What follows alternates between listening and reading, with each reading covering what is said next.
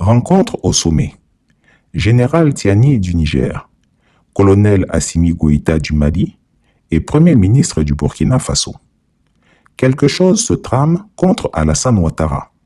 Son régime y survivra-t-il? Il est temps d'ouvrir les yeux sur les changements qui se produisent autour de nous.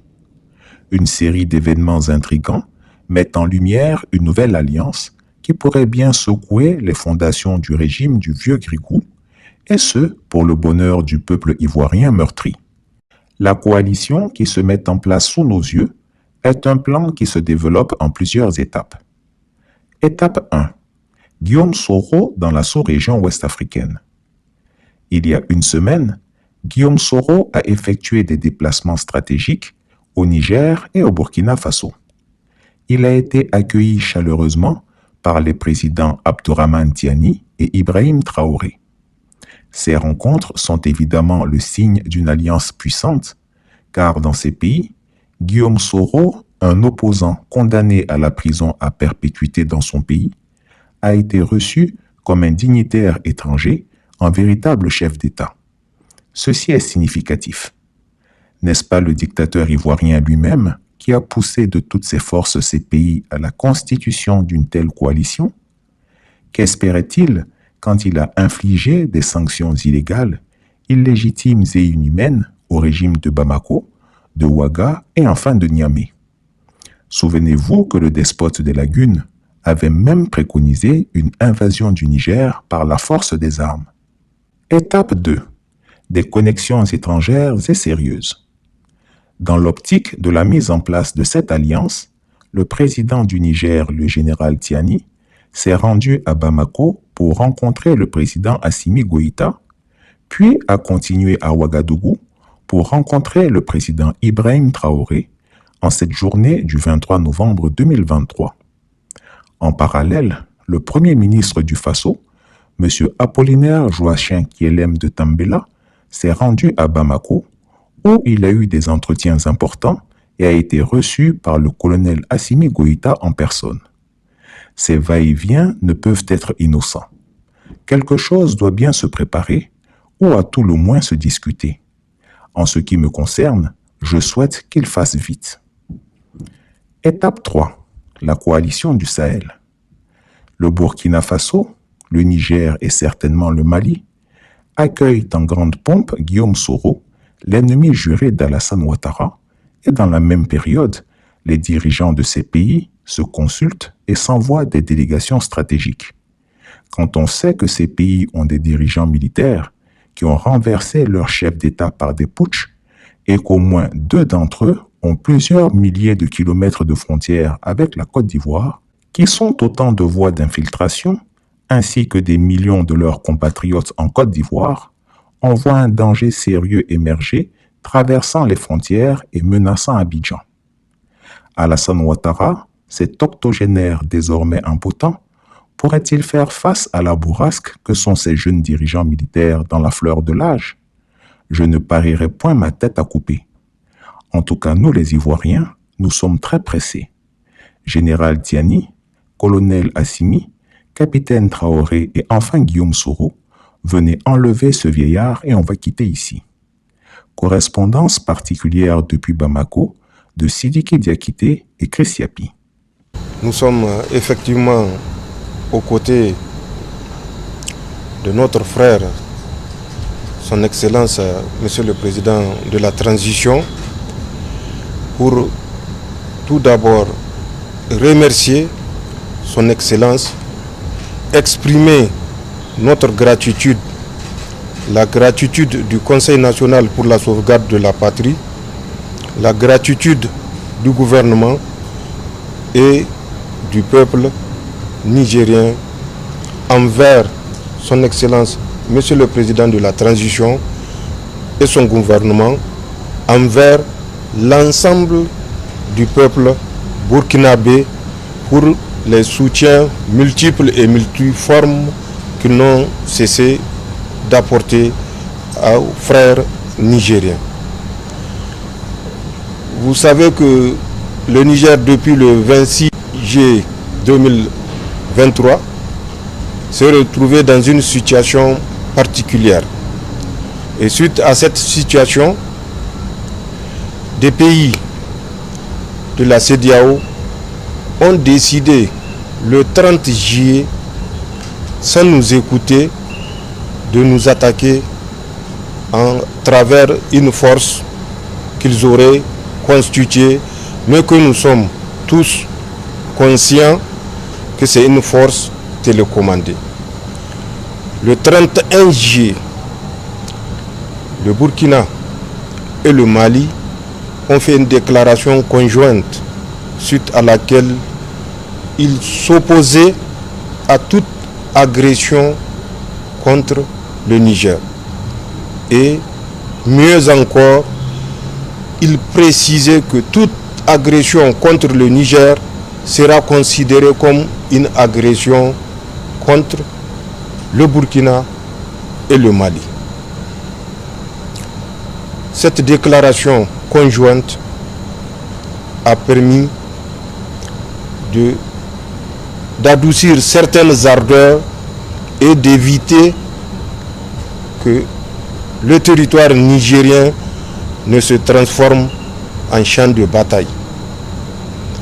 La détermination était sincère, la détermination était profonde.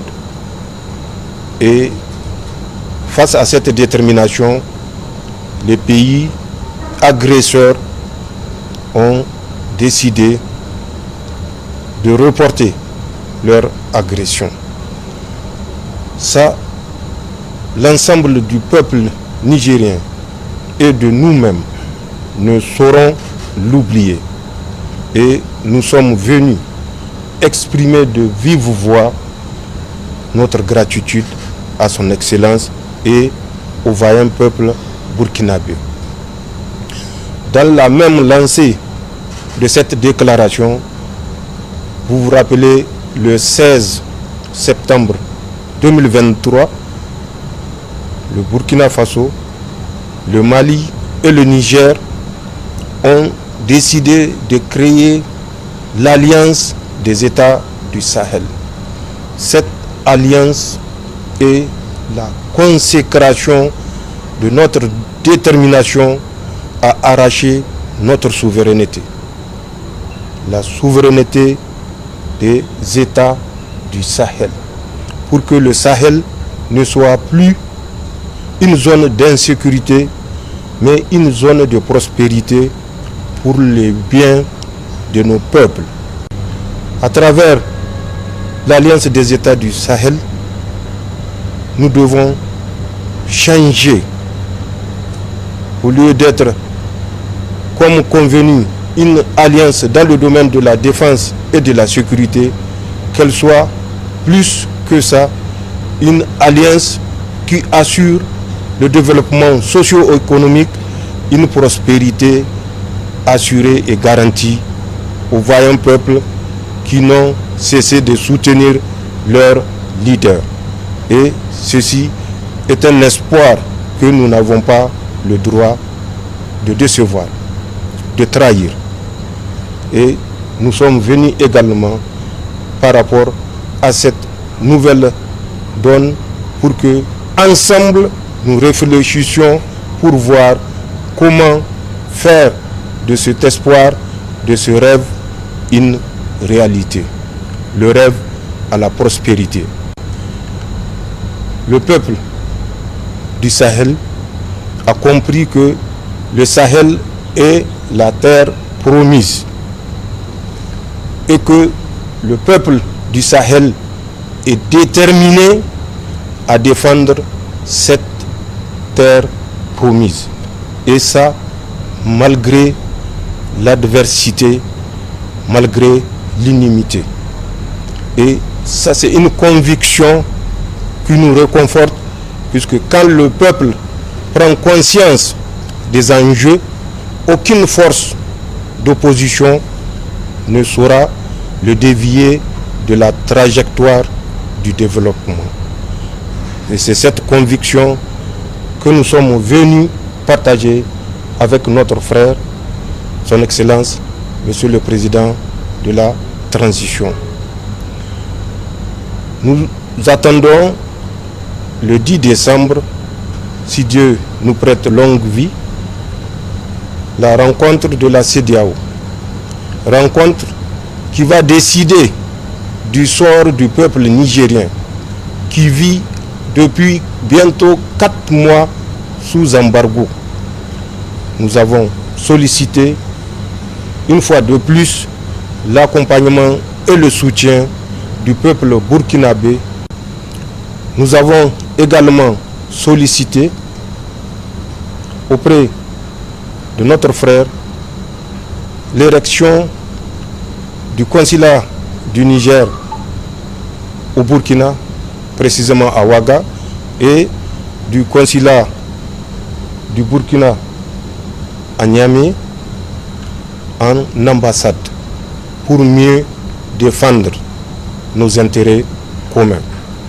Enfin, vous le savez tout aussi bien que moi, le rôle que joue le Burkina pour nous faciliter l'acheminement des produits de première nécessité que certains pays veulent nous empêcher de ramener au peuple nigérien.